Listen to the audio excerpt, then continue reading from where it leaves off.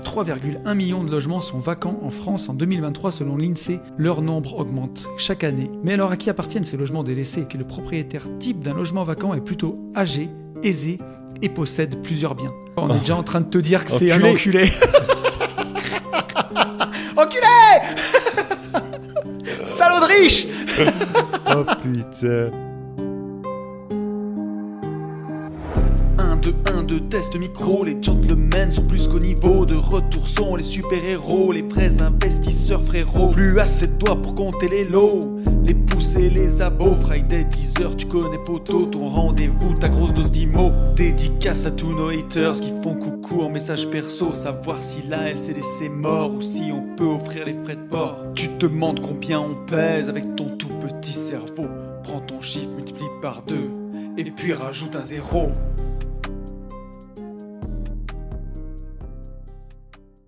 Salut à tous et bienvenue sur ce nouvel épisode du podcast des Gentlemen Investisseurs. Je suis Tony. Je suis Yann. Et ça va mon petit pote? Bien sûr que ça va impeccablement bien. 2025, bonne année. Ça y est, bonne et heureuse année, bonne santé. Qu'est-ce qu'on peut dire de plein d'oseille, plein de bonnes choses. Voilà, que cette année 2025 vous apporte tout ce dont vous avez besoin, rêver. Envie, voilà. De la liberté, de la thune, des moments entre potes, des moments en famille, des moments au mastermind des gentlemen investisseurs. Exactement, très bonne transition. Il nous reste MMA, quelques places. Il nous reste des places, quelques places pour le MMA, quelques places pour le kite. Et c'est tout. Le surf est complet. Donc voilà. Donc si vous voulez nous rejoindre, n'hésitez pas. Mais en tout cas, voilà, une très bonne année 2025 à tout le monde. Pleine de projets, d'oseille, parce que c'est quand même ce qui nous fait un petit peu vivre. Voilà, si vous avez trouvé Non, j'allais partir en couille. Je disais qu'en 2025, il doit toujours y avoir des connards qui vont vous dire oui, mais ça sert à rien l'argent, on n'a pas besoin d'argent, attends, l'argent fait pas le bonheur, va, viens te faire enculer. Voilà. Donc, on le sait. C'est drôle, mais j'ai failli rentrer dans le débat. J'ai un de mes contacts Insta. Tu sais, sur Insta, quand tu te mets dans tes messages privés, tu as les petites pastilles en haut avec le gars qui met un petit message. Oui. Il y en avait un qui avait marqué qu'il voulait lancer un débat. L'argent fait-il le bonheur? Et je me suis dit, si je réponds et que je marque oui, je vais me faire enchaîner. Mais oui, bien entendu, l'argent.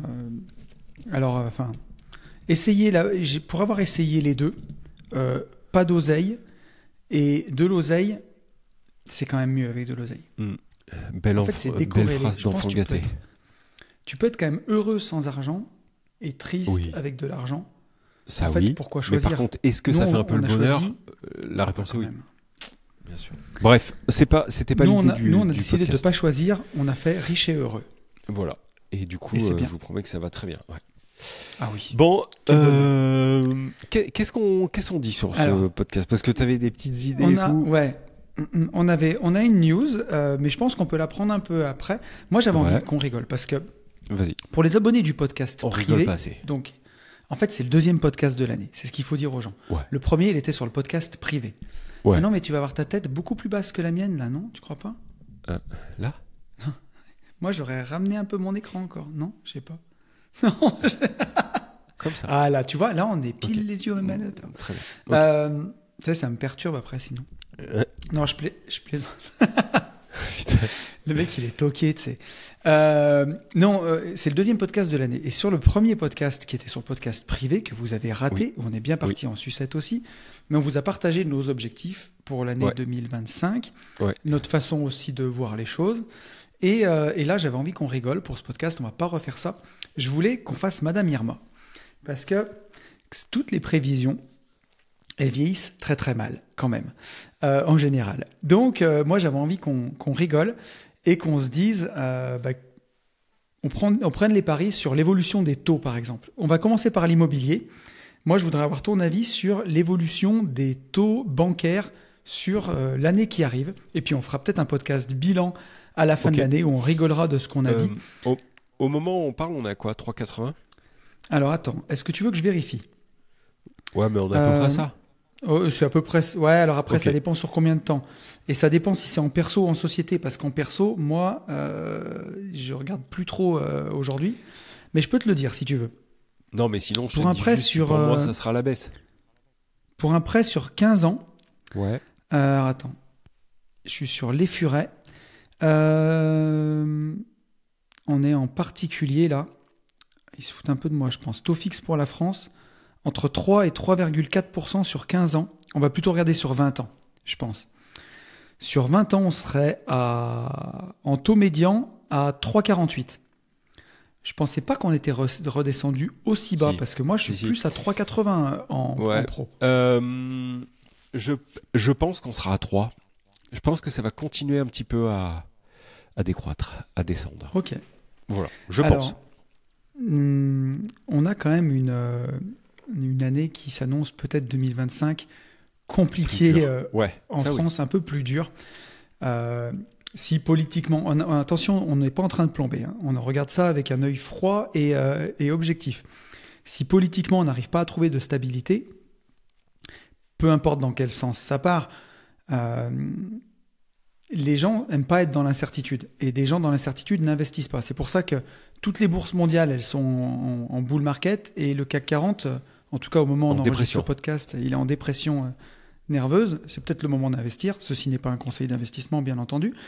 Mais donc, comment vont se comporter les taux ? Moi, j'ai envie d'être optimiste et j'ai envie de les voir redescendre. Donc, moi, je serais encore plus optimiste que toi. Je pense qu'au mois de décembre, on est à 2,9. On voit un 2. 2, putain. Ah ouais, non, je pense pas, par contre. Mais, un petit peu en dessous de 3. Ok. Ouais, il faudra qu'on s'en souvienne. Mais ok. Ah ouais ? Non, vraiment, je pense pas. Maintenant, je te propose qu'on parie sur le taux de change. Donc, le taux de change, moi, je le regarde toujours dans l'autre sens, dans le sens dollar-euro. L'euro-dollar, au moment où on enregistre ce podcast, attends, je suis en train de regarder en même temps que je le fais, il est à 1,06. Donc pour 1 euro, tu as 1,06 $ américains. Comment tu vois évoluer la parité euro-dollar dans l'année qui arrive ? Tu vois un fiac ? Tu vois, quand tu te fais défoncer le fiac, je pense qu'en fait, je pense qu'on va être là-dessus. Je pense que Donald Trump va faire exploser, va renvoyer les États-Unis sur une place de marché hyper fast, quoi.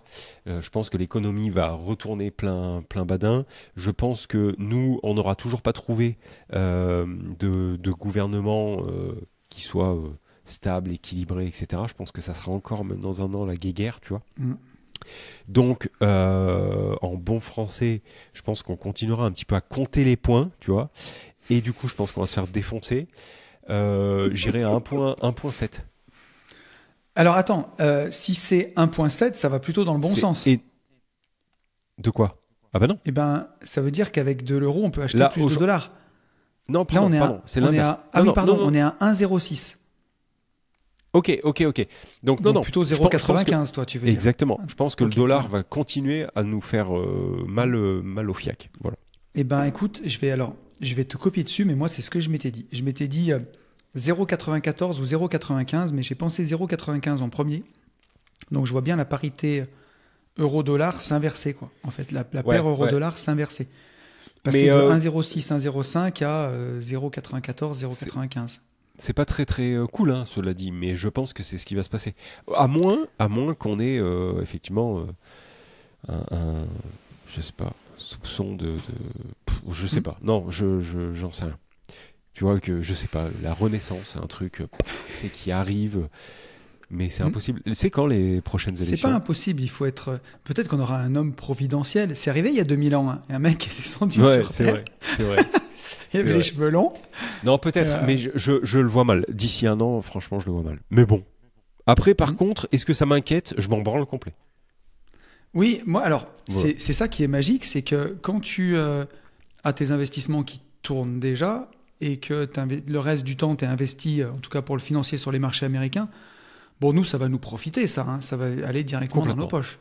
Donc voilà, même si, par contre, quand on ira se balader aux États-Unis, ça risque de nous coûter un peu plus cher, quoi. Et oui, forcément. Et ça, pour ceux qui n'en ont jamais fait l'expérience, quand je suis allé au Japon, par exemple, au Japon, leur monnaie s'est fait défoncer. Okay. Mais quand je te dis défoncer, c'est un truc de zinzin. Okay. T'as des trucs qui restent chers, mais t'as d'autres choses.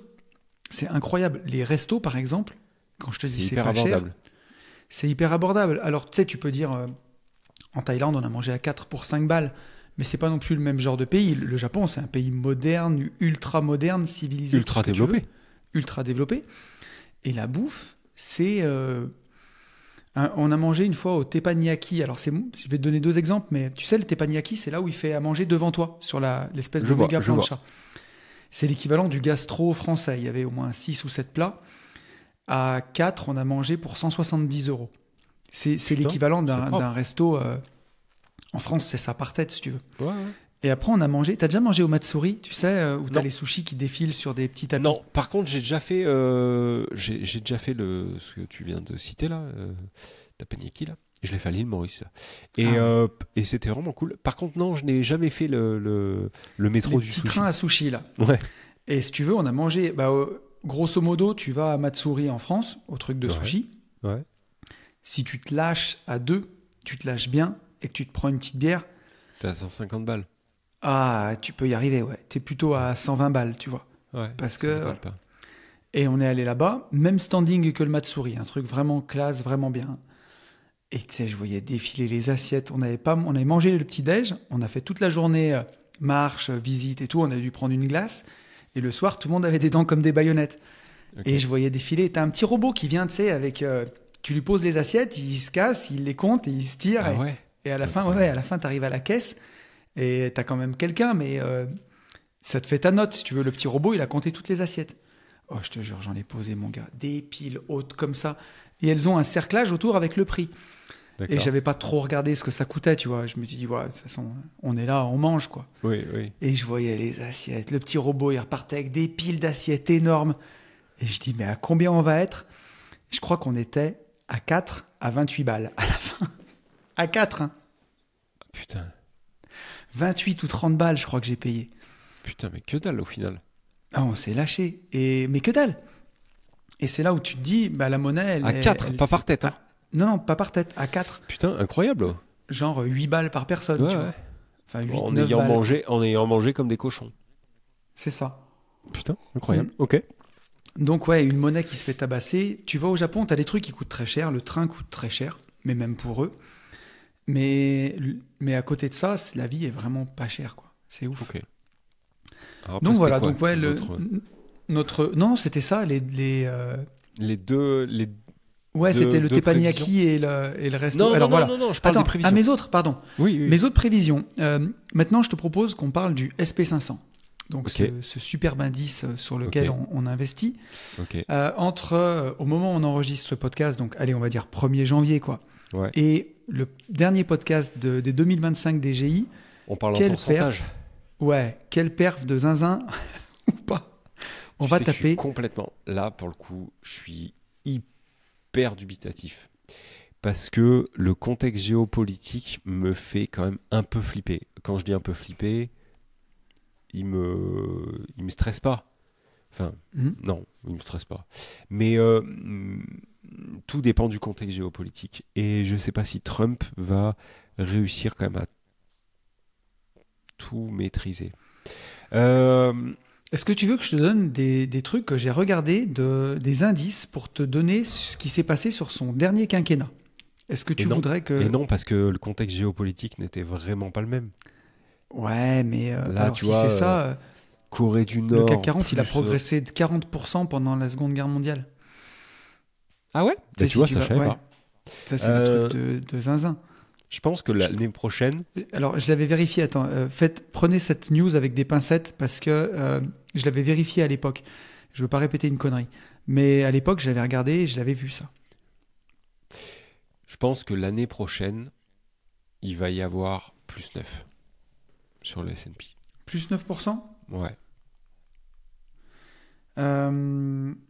Alors, on sort d'une année à 30%, plus 30%. Oui. Donc, qui est assez exceptionnel. Ça serait probable qu'il y ait un effet, comme on dit, de retour à la moyenne un peu, ou après une année aussi exceptionnelle, on fasse un peu moins bien, sachant que cette fin d'année, les marchés ont quand même vraiment, vraiment applaudi l'arrivée de Donald Trump. Putain.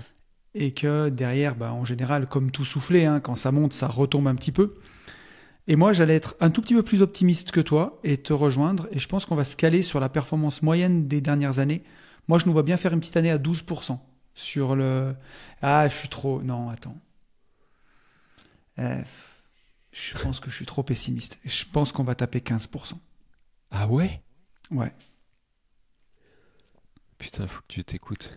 Ok. Ouais, parce après, que ça me va. Je trouve que, si tu veux, je pense qu'on a un biais français. Alors attention, on a arrêté...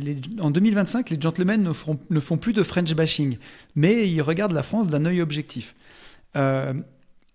C'est horrible ce que je vais dire. Il y a peut-être plein de gens qui vont s'offusquer en commentaire. Ouais. Mais bien sûr qu'il y a des trucs horribles. Bien sûr qu'il y a...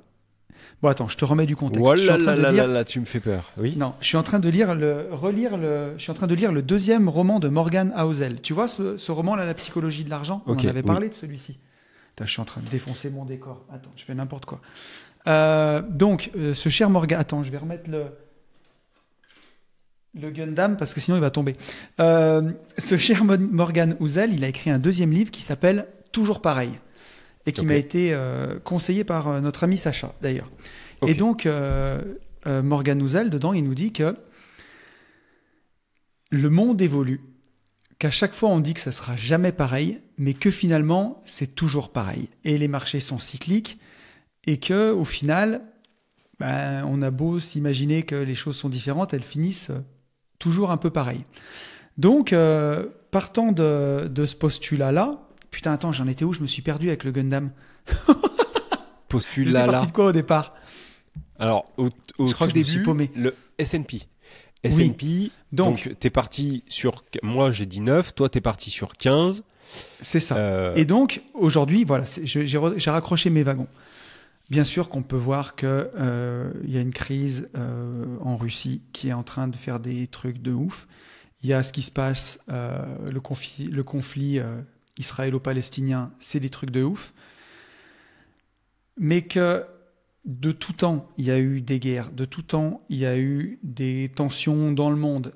Et que si on met ça de côté, et là je vais prendre ce que je vois dans le bouquin de Morgan Housel, globalement, ça va plutôt mieux. Je te dis pas que c'est le rêve et que tout le monde vit bien, heureux et longtemps. C'est pour ça que je mets des pincettes et que je fais attention à ce que je dis. Si je parle d'un effet... Par rapport à il y a 10 ans, c'est complètement faux. Alors, par rapport à il y a 50, 60 ans, on avait une guerre mondiale, on s'est tous tapé sur la gueule. Ok, mais entre... Je suis pas d'accord. Alors, et moi, je te dis, c'est pour ça qu'on a un biais français. Tu vas aux États-Unis, bien sûr qu'on peut dire qu'il y a de la misère, qu'il y a des gens qui meurent de faim. Moi, de ce que j'ai vu aux États-Unis, c'est des gens qui voient l'avenir, qui voient le futur, qui sont, quoi qu'il arrive, convaincus que demain sera meilleur qu'hier. Je te dis pas qu'ils ont raison, mais tu vas au Japon, je suis pas allé en Corée, mais tu prends la mentalité de ces pays-là. En fait, quasiment la mentalité de tous les pays sauf de l'Europe. Tu vas même en Afrique, dans les pays africains, ils sont convaincus que demain sera meilleur qu'hier.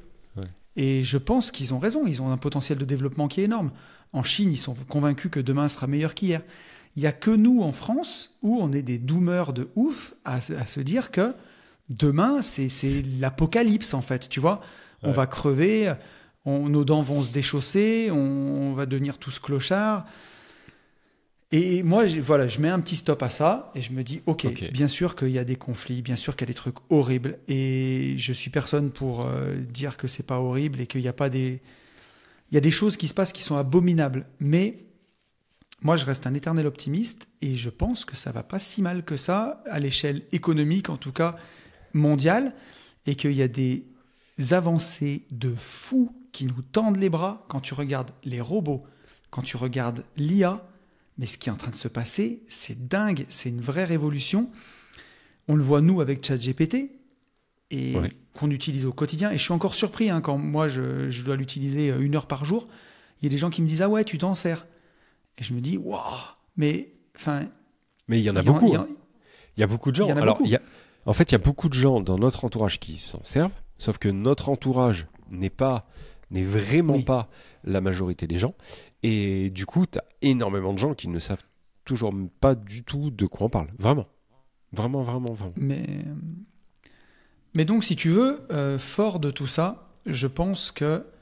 Et alors, un autre biais, c'est que les gens, par exemple, si on va parler du Bitcoin après, mais te disent, Bitcoin, il pourra jamais atteindre, il est déjà à 100 000, il pourra jamais atteindre 200, 300, 500, 1 million. Et quand il était à 1000, les gens te disaient, mais il est déjà à 1000, il pourra jamais atteindre 10 000, 20 000, 100 000. Et quand il était à 100, ils disaient, mais il est déjà à 100, peut-être 1000, mais pas 2000, 5000. J'avais une discussion de comptoir, tu vois, comme ça. Et on avait tapé la TH et on était redescendu à 98, je crois. Et le gars avec qui je parle me dit, ouais, mais tu crois franchement que ça va repasser la barre des 100 ? Alors, je dis, bah oui. Il me dit, ouais, mais par exemple, tu vois, dans 3-4 ans, quand tu seras à 100, et je dis, ah non, mais ça se trouve, dans la journée, ça va être fait. Et 30 minutes après, tu sais, on était passé à 100, 300, 100 300, enfin bref. Et je me suis dit, putain de merde, il y en a vraiment pour qui c'est, mais et oui.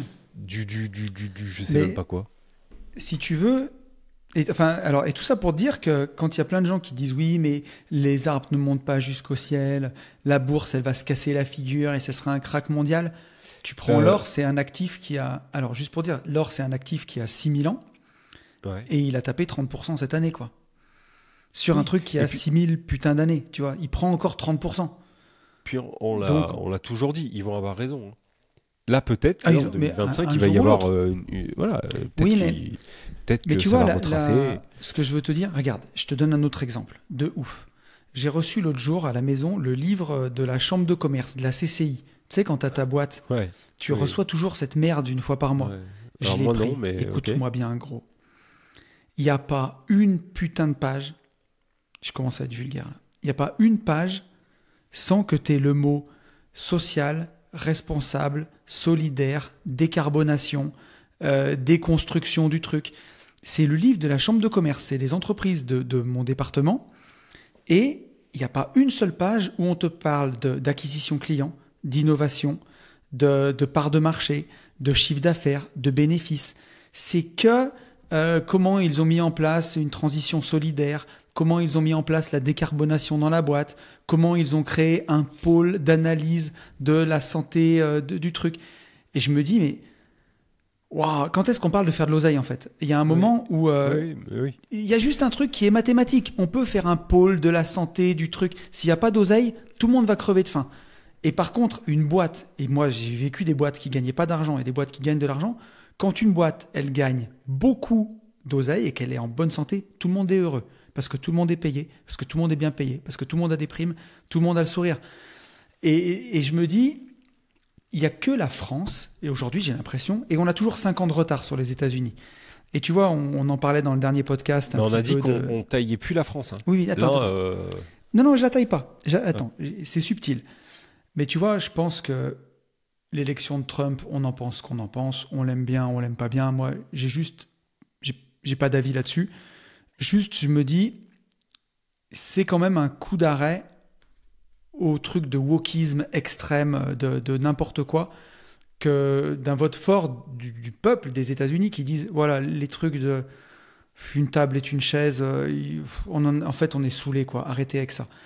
Et je pense que faut le temps que ça vienne en France, ça. Donc, on a toujours 5 à 10 ans de retard. Donc, ça va arriver. Nous, on est encore là-dedans. Mais ça va se déverser sur nous et on arrêtera.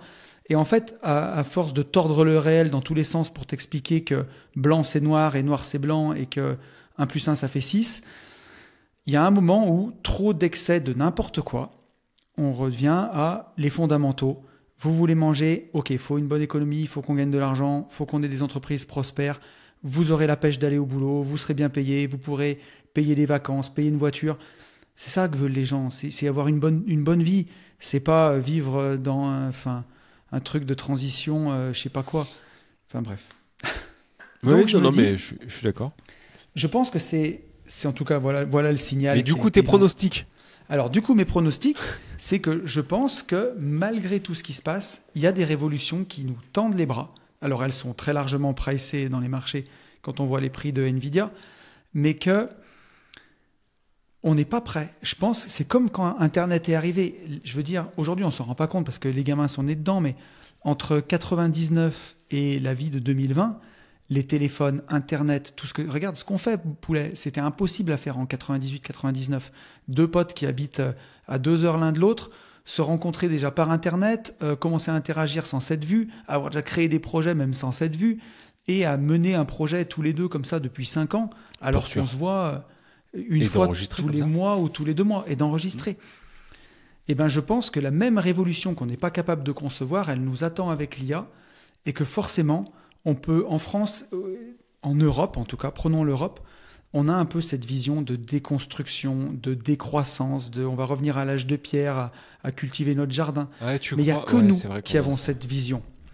Le monde entier n'a pas cette vision. Nous, on est là, on dit, comment on va faire pour le carbone, pour le truc. Les autres sont déjà dans... Donc nous, la seule solution qu'on voit, c'est arrêter de consommer, rouler en charrette et faire notre jardin. Mais les autres... Ils ont sorti une taxe là, putain. Ils sont là, mais... Le bruit des motos. Ouais, j'ai vu. T'as vu ça? Bref, voilà. Mais tout ça pour dire, les autres pays sont là en se disant, ok, comment on fait? Ok, la température va monter, ok, comment on fait? Qu'est-ce qu'on trouve? On est les êtres humains, on s'en est toujours sortis. Et ils ont une vision fondamentalement positive de l'avenir, de se dire, demain, en fait, tout ira bien, on aura des robots pour faire ça, on saura produire de l'alimentation autrement pour que les gens souffrent plus de la faim. Ils sont mais dans une démarche de construction. Et ça a toujours été le cas. Hein. Tu sais, l'Europe, elle réglemente, elle est toujours à freiner des cas de fer. Elle devient même la caricature d'elle-même parfois. Je trouve que c'est dommage parce que on a tellement un beau pays, on est tellement bien. Attention, je ne fais pas de French bashing. Mais ce que je veux dire, c'est voilà. Je vais résumer parce que je fais que de parler. C'est pas parce qu'en Europe, on a cette vision pessimiste, sortez de chez vous, prenez un billet d'avion, allez dans un autre pays, vous verrez qu'ils n'ont pas cette vision-là. Ils n'ont pas cette vision-là. Ils ne la partagent pas. Et donc, je pense que nous, en France, on voit 15%. L'apocalypse arriver, et je pense qu'aux États-Unis, on va se régaler et on va faire 100%. Je crois que sur le mandat de Biden, on fait 27% sur le SP500. Ok. Alors bon, il s'est tapé le Covid, le pauvre vieux. Et sur le mandat précédent de Trump, on faisait 76%. Sur 4 ans. Donc, et alors ça, c'est pas de moi, hein, c'est Mounir de Fainari que j'ai vu dernièrement le dire. Il dit, tu sais, Trump, son thermomètre le matin, c'est le SP500. Ouais. S'il se lève et que ça monte, il est content, donc il va tout faire pour que ça arrive, je pense. Est-ce que c'est bien, est-ce que c'est pas bien, j'en sais rien. Oui. Est-ce que ça tiendra jusqu'à la fin des temps, je sais pas. Mais en tout cas, c'est là qu'est l'argent. Et moi, j'ai pas décidé, je m'en fous que ça ait tort ou raison, tu vois. Je veux juste en profiter, quoi. Je suis d'accord. Alors donc, je vois 15%. Ouais. Madame Irma. Je te proposerais qu'après, on parle... Je te proposais juste avant qu'on fasse CAC 40 et après on fait Bitcoin Ethereum, si tu veux. CAC 40, j'en sais absolument rien parce que je m'en carre l'oignon et je sais même pas combien on est aujourd'hui. Alors, CAC 40, je pense que... Je te propose qu'on parle en pourcentage, comme ça c'est plus facile à regarder sur des ETF. Combien on a fait cette année? En vrai, je sais même pas. Alors attends, cette année... si tu me laisses une seconde, je te le dis. Attends, je peux peut-être le choper moi aussi. Est-ce que je l'ai sur ma montre? C'est pas brillant, mais on va le trouver. C'est pas très podcastique. Il faut qu'il y en ait un de nous deux qui continue de parler, tu sais, pour les gens qui nous suivent pas. Tu la cherches? CAC 40 en 2024. Plus 2,1. Plus 2,1 quand le SP500 fait plus 30%. Voilà. Je pense... Mais c'est pas grave. Putain, attends. À décembre 2025, je pense que ça va être pire, en fait. Ça dépend de plein de trucs, mais... Allez, partons sur un petit 1,5. 1,5 voilà. Alors moi, pour le coup, je te suis pas. Ok. Parce que je pense plus. Non, je pense beaucoup. Oui, je pense beaucoup plus. Parce que je pense qu'il est, en ce moment, il est... Attention, ceci n'est pas un conseil d'investissement. Il est tellement bas, il a tellement été savaté avec les décisions des dernières décisions politiques qui font peur aux gens, que je pense qu'il a un gros potentiel de rebond. Ouais, moi je pense qu'on peut continuer à faire encore pire que ce qu'on fait. Franchement. Vraiment. Allez, je ne suis pas French basher. Moi non plus, je suis objectif. Prochaine sur le CAC.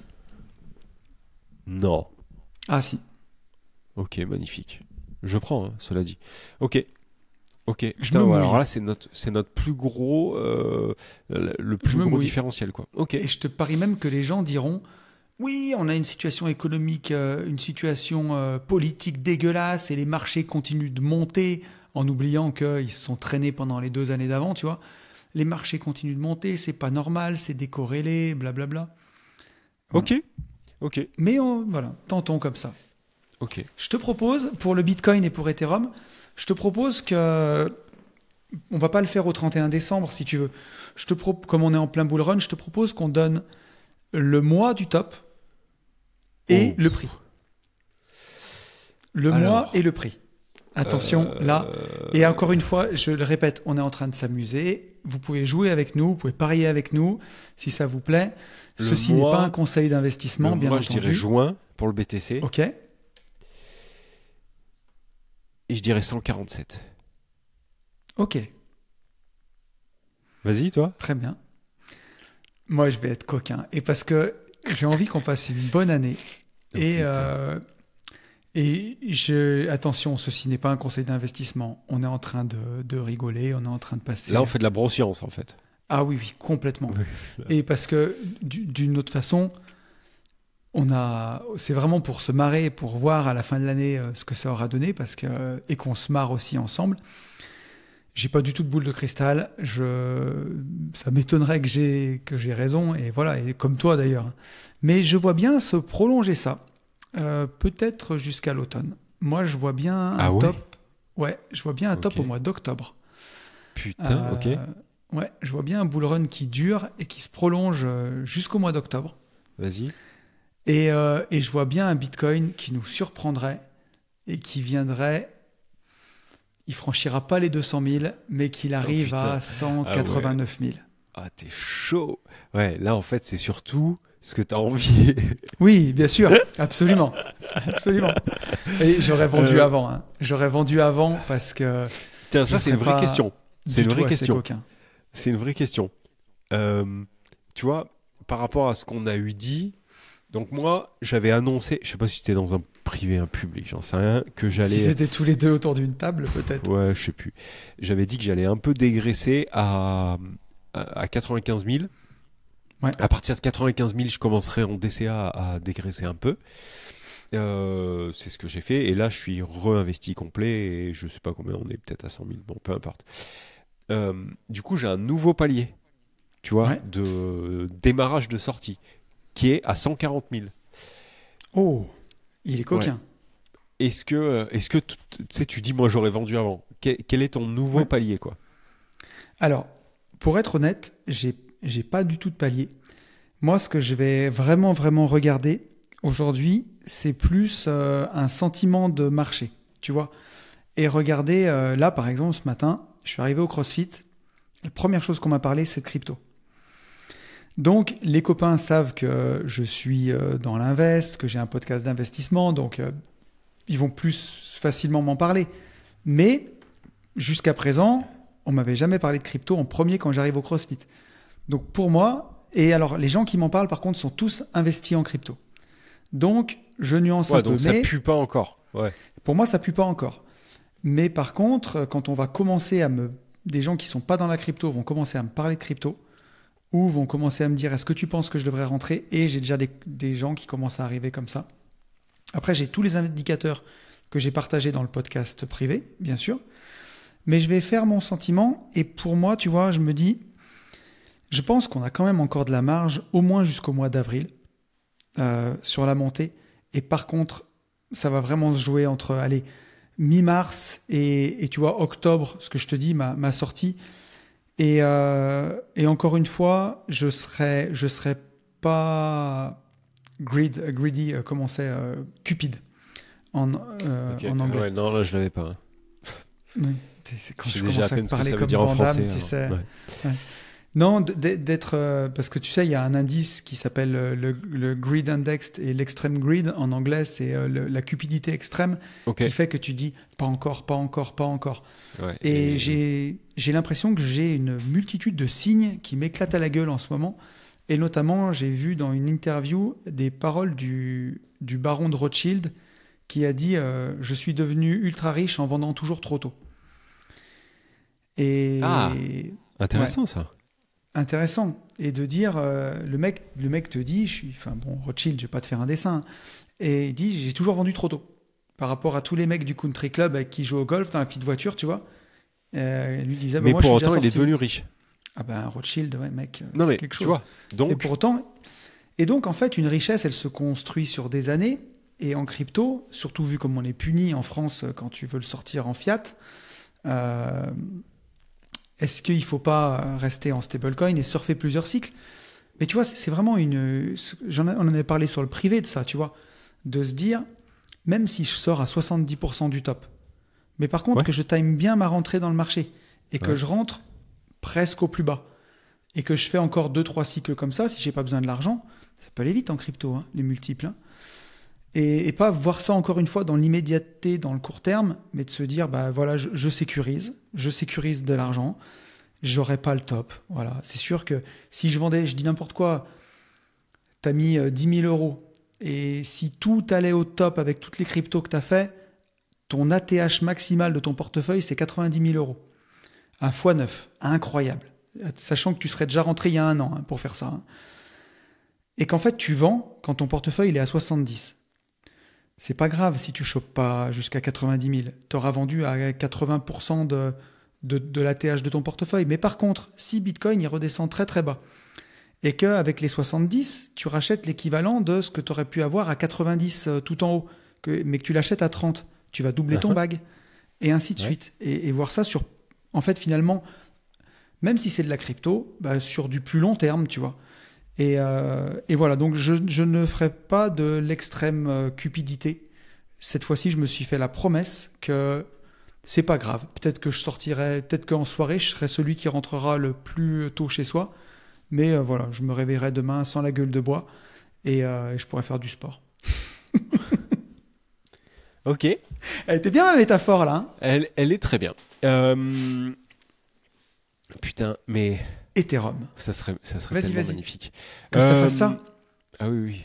Ah oui, non mais là, oui. Jusqu'à là, octobre. Oui. C'est incroyable. Ether, j'en sais rien, gros. J'en ai, hein, mais très peu. À combien on est là? Ether, on doit être à peine à... Attends, je l'ai sur ma montre, Ether. On doit être à peine à $4 000. Au moment où on parle, Ethereum, on est à $3 858 exactement.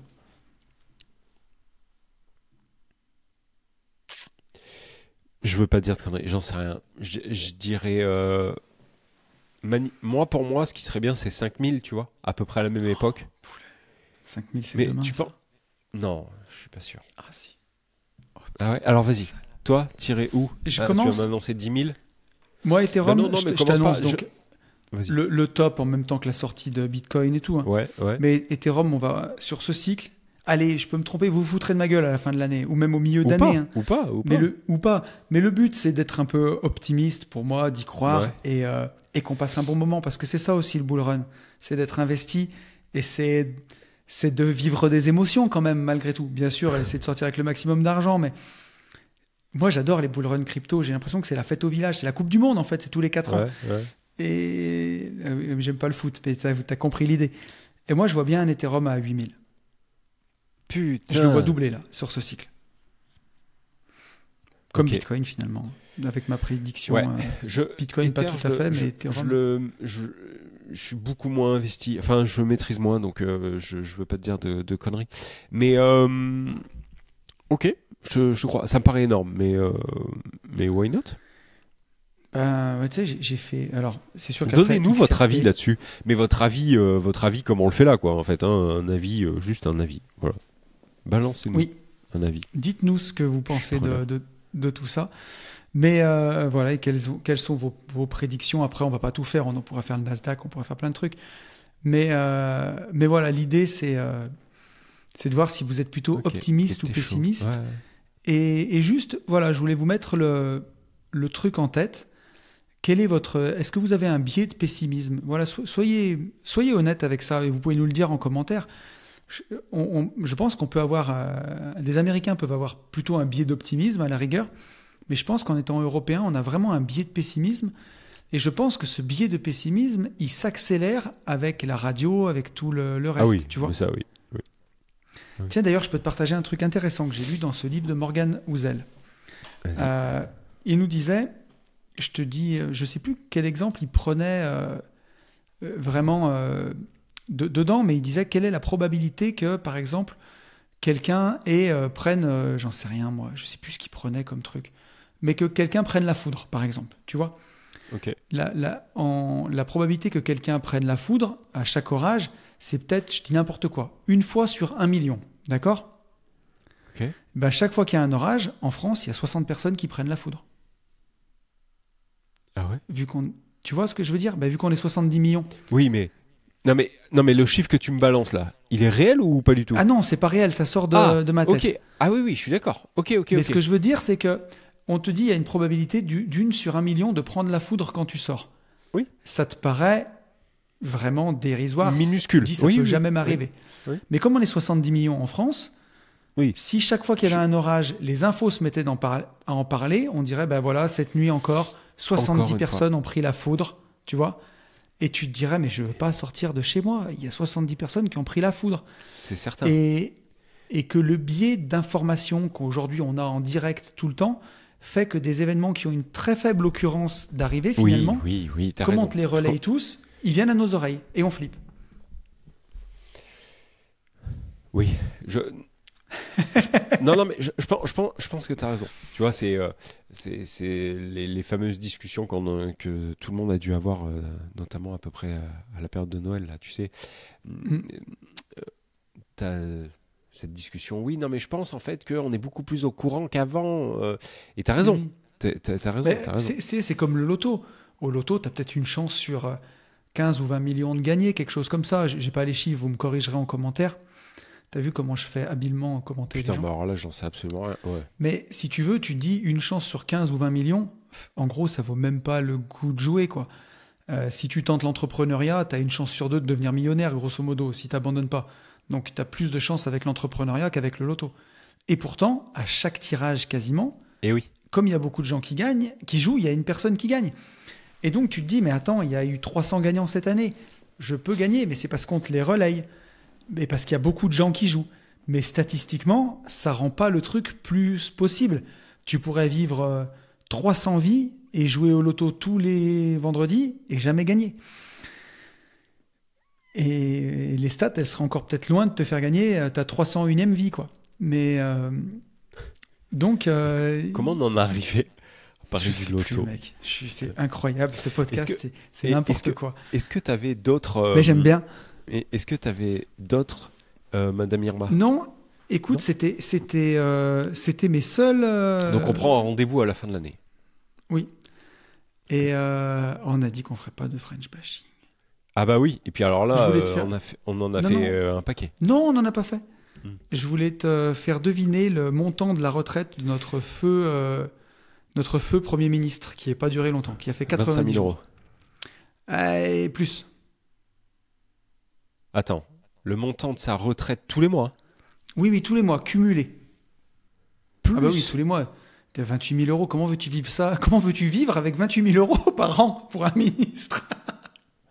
Tu crois qu'il est au courant qu'il y a des gens qui gagnent pas ça dans l'année? Putain. Il prend 28 900. Il va prendre 28 900 tous les mois. Bah c'est bien. C'est bien. Donc voilà, c'était pour la touche d'humour. Putain, c'est énorme. Ouais. Non, il se met bien. Hein. C'est énorme. Il a été ministre 7 ans, donc il a vraiment une carrière où il a accumulé tu vois, des rentes d'argent public. Et il est bien. Et en plus, je pense qu'il y a... Et tout ça sans investir. Hein. Et puis, oui, donc pas trop de risques. Mais par contre, je pense qu'il garde vachement d'avantages en plus. En plus de ça. Je me suis arrêté jusque-là, mais je pense qu'il a, comme tous les ministres, il doit avoir un chauffeur pendant X années, tout ça. Mais il s'est mis vraiment bien. Et donc, 28 900 euros par mois, bien entendu. Donc, putain, 360 000 balles par an. Incroyable. Ok. Bon. Ouais. Donc, il n'y a pas qu'un seul moyen d'atteindre l'indépendance financière. Non, c'est clair. C'est clair. Mais par contre, je pense que les emmerdes, cela dit. Enfin, moi, ça doit être... Putain, là, je pense qu'après... la politique, je comprends pas là, comment... 90 jours et prendre la fessée comme ça et tout, il a dû mal le vivre, je pense. Je sais pas. Moi, j'ai l'impression... Il séchera ses larmes dans des billets de 500 €. Ouais, voilà. Ouais, c'est ça. Moi, j'ai l'impression que les mecs, tu sais, limite, c'est des robots. Je sais même pas s'ils ont... Mais bon... Bon, voilà. Non, mais c'est en énorme. tout cas, écoutez, vous pourrez noter nos prédictions. Ne les utilisez pas comme des conseils d'investissement. Par pitié, je vous en supplie. C'est un podcast de début d'année. C'est pour se détendre, pour rigoler ensemble et voir. Et puis, dites-nous en commentaire quelles sont vos visions. Est-ce que vous êtes content? Est-ce que vous n'êtes pas content avec nous? Est-ce que vous êtes, d'accord, pas d'accord? Et on verra à la fin de l'année. Le but, c'est pas d'avoir raison. C'est encore une fois de prouver que on n'a pas de boule de cristal, mais qu'on y va quand même et qu'on n'a pas peur. Ouais. Non, mais de toute façon, là, on prend pas de risque complètement démesuré non plus. Donc, non, Bitcoin à 200 000, on verra bien. Non, de risque. Non, mais ce que je veux dire, c'est qu'au pire, en fait, on se sera trompé. Ah oui, au pire, on les fera. Bitcoin, par contre, si tu me demandes dans 5 ans, je pense qu'il les aura tapés, les 200 000 d'ici 5 ans. Ouais. Je prends pas trop de risques, quoi. Ouais. Acheter du Bitcoin, quand même. Je pense, mais bon. Ouais, le plus possible, à mon avis. Ok, mon petit lapin. Qu'est-ce qu'on fait? Est-ce qu'on rend la liberté à... Alors, non, ok. À nos auditeurs, mais vas-y. Ah, on prend une news. Vas-y, elle est rigolote. Enfin, elle est rigolote. Non, elle est pas rigolote. Mais on prend la news. Vas-y. Alors, c'est toi qui me l'as envoyé. Une news, bien entendu, bfmtv.com. Source d'actualité absolument incroyable. Sponsor des Gentlemen Investisseurs depuis des années. Tu crois qu'il y a vraiment des gens qui vont croire qu'ils nous sponsorisent? Non. C'est possible. Hein. Je pense que maintenant les gens ont bien compris qu'on était des joyeux trolls. Alors, multipropriétaires âgés, qui sont les propriétaires de logements vacants et pourquoi ils ne veulent plus louer? Donc là, pour illustrer l'article, on a un immeuble qui ressemble à mon immeuble de Saint-Étienne avant que je le rénove, qui fait pas trop envie. Logement vétuste, fiscalité, peur des squatteurs, rotation entre locataires. Pourquoi plus de 3 millions de logements sont désespérément vides alors que les Français peinent à se loger? J'ai J'ai un début de réponse, mais on va voir ce que nous dit BFM TV. C'est incroyable. Qui se cache derrière ce fléau?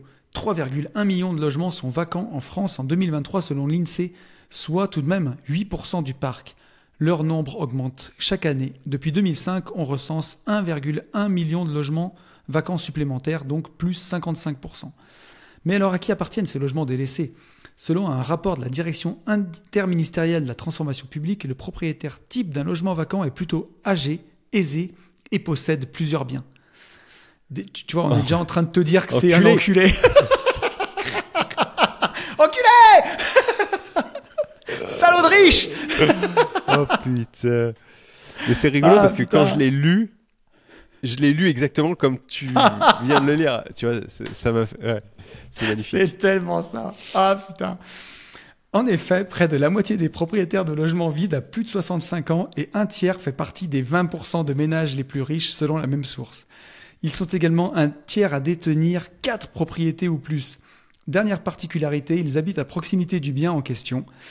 Il faut toutefois distinguer la vacance frictionnelle qui est due à la rotation entre deux locataires ou à la réalisation de travaux de la vacance structurelle long terme contre laquelle il est possible de lutter. Ainsi, 1,2 million de biens sont vacants depuis plus de 2 ans.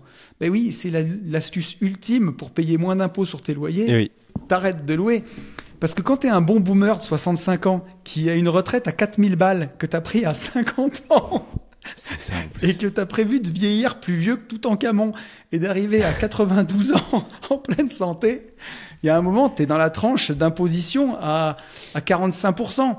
Donc tu te dis, à quoi bon louer mon logement puisque sinon on va m'en prendre la moitié.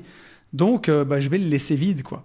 Et parmi ces propriétaires, on a Isabelle qui a souhaité, Isabelle avec une petite étoile, parce qu'Isabelle a souhaité témoigner anonymement. Elle loue 2 appartements en Haute-Savoie, un en meublé et un en nu. et un troisième qu'elle a acquis grâce à un héritage qui est vide depuis 2019 alors qu'elle a réalisé des travaux pour le rénover. J'ai fait le calcul bénéfice-risque et je préfère ne pas louer, explique-t-elle. Elle souhaiterait mettre en location nue car sinon c'est difficile de trouver des locataires, les gens ont déjà leurs meubles. Mais ses revenus augmenteraient et elle ne pourrait plus bénéficier de l'abattement de 30% du régime microfoncier. Elle passerait alors au régime réel qui comporte d'autres avantages. Si tu n'as pas fait une thèse en fiscalité, tu sais, tu peux pas comprendre le truc. Oui, et puis, enfin, vas-y. J'allais dire, elle pointe surtout l'inquiétude des régimes fiscaux entre d'un côté la location nue et de l'autre côté la location meublée qui sont plus avantageuses. Ça devrait être l'inverse, s'exclame-t-elle. Plusieurs amendements ont été déposés, blablabla. Aujourd'hui, avec la crise du logement qu'on connaît, mettre un appartement en location nue est d'utilité publique, mais on est autant, voire plus taxé que si on investissait dans des actions, regrette Isabelle. Bah oui, Isabelle, nous on a tout vendu, on a acheté des ETF sur les États-Unis. On n'a pas tout vendu, mais... On n'a pas tout vendu. Bon, il m'en reste encore 16. Mais oui, c'est des emmerdes. Mais c'est 15 de trop quand même. Non, au moment où on enregistre ce podcast, j'ai reçu quand même un SMS d'une dédite. Donc dans 3 mois... Voilà. Non, ça fait partie du jeu. On rénove, on entretient, on loge les Français et on est les seuls à être taxés, regrette également le président de l'Union nationale des propriétaires immobiliers, Sylvain Grattalou. On paye l'impôt sur la fortune immobilière alors que quelqu'un peut avoir 4 millions d'euros d'actions sans le payer, ajoute-t-il. Sylvain, vends. Non mais par contre, il a raison. Arrête de lutter. Il a raison en soi. Bah ouais, mais bon... Moi, après, j'ose espérer qu'au final, c'est un peu... Tu vois, c'est brodé et que c'est pas aussi... Alors Isabelle n'est pas aussi stupide que ça. Non. Parce que si depuis 2019, tu loues pas juste parce que t'es en nu... Enfin, t'aimerais louer en nu, mais par contre... Mais pourquoi t'écris juste pas bail meublé? Enfin, je sais pas. Alors, oui, effectivement, Isabelle est trop honnête. Il nous dit à la fin, Sylvain Grattalou, pour un bien de 300 000 euros avec des loyers de 12 000 euros par an, si on enlève toutes les dépenses, charges et impôts, il ne reste que 1 000 euros. Ouais, non, mais déjà, t'es à 4% de renta, Sylvain. 12 000 euros pour 300 000 balles. Ouais, mais par contre, la bourse américaine a fait 30%. Oui. Cette année. Oui, mais après, peut-être qu'un jour, la bourse va cracher complet et qu'on sera content de... Ou pas, ouais, non mais, tu vois, je pense que... Enfin, non, je vais dire un truc que j'ai déjà dit 1000 fois. C'est là, en fait, qu'il y a une utilité à diversifier. Mais c'est sûr, Poulet, non mais bien sûr. Voilà. Après, il y a aussi une utilité à ne pas être complètement conne ou con. Et quand tu restes bloqué depuis 2019 en 2025, non mais ils ont tous les meubles. Ah bah il y a encore ces meubles. Moi je veux faire du nu, mais alors comment je vais faire? Tu vas pas trouver de solution à ce niveau-là si tu veux. Alors, c'est de la débilité. Tu vois, à la fin de l'article, parce que il est encore très très long, donc je vous passe tout. Mais à la fin de l'article, tu vois, toi tu te dirais quoi? En fait, il faut libérer l'impôt. On enlève complètement l'impôt sur la location et comme ça, les gens pourront louer beaucoup plus facilement. Même les prix sûrement baisseront parce qu'il y aura tellement de logements qui arrivera sur le marché que ça va faire baisser les loyers et au moins ils pourront jouir pleinement de leur loyer et du coup craquer de l'oseille en France, faire tourner le commerce et refaire partir les choses. Voilà ce qu'ils font. Donc les gens ne louent déjà pas parce qu'ils sont punis. Et qu'est-ce qu'ils proposent à la fin? Écoute bien. Le ministre propose d'augmenter les taxes sur les logements vacants et les résidences secondaires. Alors pour notre Sylvain Grattalou, le président de l'UNPI, il dit que ça contreviendrait au droit de propriété. C'est la liberté de chacun de vivre où il a envie. Ces biens ne sont pas tombés du ciel, ils ont été achetés. Et voilà. Mais donc en gros, on en revient à... On va mettre encore une taxe sur de la taxe. Ouais, donc si tu loues, t'es taxé à mort. Si tu loues pas, t'es taxé à mort. Et après, tu te dis, les mecs vont vendre leurs biens... Mais comme la bourse française, elle est tabassée parce que les politiques n'arrivent pas à se mettre d'accord, on va aller investir aux USA. On n'est pas sorti de l'auberge, quoi. Des génies. Non, mais qu'est-ce que tu veux que je te dise? Enfin, on a dit qu'on taillait plus. Bah, des génies. Mais on le fait avec le sourire, là. Hein. Ouais, t'as vu? Non, mais bravo, continuez comme ça. Continuez comme ça, les gars, on est bien. Qu'est-ce que tu veux que... Mais là, c'est sûr que c'est dramatique parce que tout le monde ne sait pas faire de l'immobilier comme nous. Tu vas déjà pas choper des rentas à 4, mais tu vas essayer de te rapprocher au moins de 10%. Comme nous et comme d'autres. Hein. Comme d'autres. Non, mais quand je dis comme nous, Je parle de la commu, comme on le fait dans la commu. Oui. Ils connaissent pas forcément la LCD où tu vas pouvoir taper des rentas à 20 ou 25%. Ils connaissent pas l'arbitrage. Quand tu as un bien qui est payé, il y a un moment, il faut passer à autre chose. C'est pas là où tu gagnes le plus en immobilier. C'est pas quand le bien il est payé. C'est sur ta plus-value. Il faut faire tourner les biens. Tu en fais profiter aussi les copains qui peuvent le rénover. C'est un vrai business, hein. Mais voilà. Enfin, en tout cas, au final, ça nous fait marrer parce qu'on fait les cons. Mais c'est triste aussi parce que il y a beaucoup de gens qui ont acheté ça pour la retraite, qui se retrouvent tankés avec ça, qui se retrouvent écroulés par les impôts, puis qui savent plus quoi faire. Et à un moment, tu te dis... Moi, c'est une réflexion que je me suis fait, de me dire à un moment, ce truc, est-ce que je le reloue? Tu vois? Est-ce que je le reloue ou est-ce que je le vends? Parce que quand tu regardes ce que tu récupères en le vendant et ce que tu vas récupérer en loyer une fois, taxé, travaux, entretien, tout payé... Ça dépend de ce que tu as fait au tout début. Moi, tu vois, là où j'ai pris la dédite là, pendant qu'on enregistre. J'en ai pris une aussi, si ça te rassure. Mais pas pendant qu'on enregistrait, il y a 3 semaines. Moi, non, mais ça m'embête pas. Mais ce que je veux dire, c'est que si je le vends, si tu veux, le but de cet immeuble, c'était d'aller chercher du cash. Oui. Du cash flow.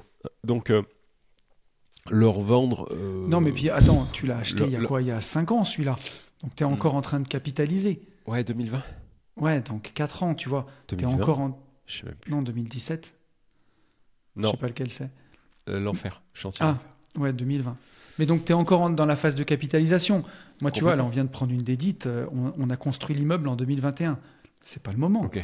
Là, on retrouve un locataire. Par contre, je prends la même dédite en 2029. Me pose la question. Ouais. Je sais pas. Je sais pas, gros. Mais effectivement, tu vois, c'est toujours dommage c'est un réflexe français, hein, de la taxe, de se dire, et c'est encore une fois, on fait pas du French bashing, mais c'est rigolo de l'analyser comme ça, de dire il y a un problème, on va punir. Oui. Ah oui. Donc ils louent plus, on va les punir parce qu'ils louent plus. Ils louent trop cher, on va les punir parce que c'est incroyable quoi, d'avoir ce réflexe-là tout le temps. Et nous, faut que ça nous fasse sourire. Et quand Sylvain Grattalou, il dit tu peux avoir 4 millions d'euros d'immobilier, déjà que c'est pas rentable et que tu te fais taxer tous les loyers, en plus on te met l'IFI, donc tu te fais doublement défoncer. Par contre, les actions, il y en a pas. Rotation sectorielle, hein, mec, il y a un moment, si tu te plains et que tu as mal, c'est soit que tu aimes souffrir, et à un moment, quand tu as toutes les connaissances, quand tu sais tout faire, pourquoi il oppose les actions et l'immo? Alors forcément, lui, c'est le président de l'UNPI, son business, c'est l'immobilier, il ne va pas dire vendez l'immobilier, partez en action. Mais nous qui sommes des investisseurs 2.0, 3.0, 6.0, aujourd'hui, on a un téléphone, il y a tout dedans, on peut tout faire. Allons là où c'est le moins taxé et où est l'argent. Ah oui. Plutôt que surtout, de se flageller et de se plaindre. Et n'ayons pas peur de switcher, en fait. Je pense que, tu vois, il faut avoir ce switch facile. Je sais pas comment, je sais pas comment on dit ça. Mais tu peux avoir un bien... Ne pas rester enterré avec... Ouais, c'est sûr. Tu peux avoir un bien où tu as de l'affect, par exemple, et tu te dis, je me fais matraquer, et celui-là, je veux pas le vendre, et je veux pas le louer non plus. Tu vois, au final. Ouais. Mais j'ai n'importe quoi. Je faisais partie un peu de ces gens-là. T'as reçu sur le la premier maison. Immeuble. Ouais. Et puis, en fait, maintenant, là, je me dis... je pense qu'il dégagera. Non, mais je te dis un truc. T'as reçu la maison de la mamie à la montagne, t'as pas envie de la vendre, t'y vas 2 fois par an, t'as pas non plus envie de la louer parce que tu veux y aller quand tu veux, et on te taxe là-dessus. En fait, tout le reste de ton business doit servir à te dire, ok, prenez la taxe et laissez-moi la maison vide. Mais si t'as tout ton parc comme ça, c'est que t'es trop émotionnel. Il y a un moment, faut que ça, comme tu dis, il faut que ça tourne. Moi, j'étais comme toi, hein, quand tu dis... au début, je me disais, ah non, je peux pas vendre ça et tout. Il y a un moment... Ouais, au final... Ouais, frérot, c'est trop picot. Oui, ouais, exactement. la réalité te rattrape. C'est ça. On est pas mal, non, mon poulet? On est même très bien sur ce premier... Alors, on est mieux que mon nez. Parce que mon nez, moi, c'est une patate. Oui, t'as pas l'air ouf niveau nasal. Non. Mais non, mais c'est cool. Premier podcast de 2025, voilà. C'était trop bien de faire ce premier petit podcast de l'année là. J'espère qu'il vous aura plu à tous aussi. Je compte sur notre monteuse pour avoir une bonne petite vignette. Oui, je pense. Qui ira bien. On vous dit à dans 15 jours.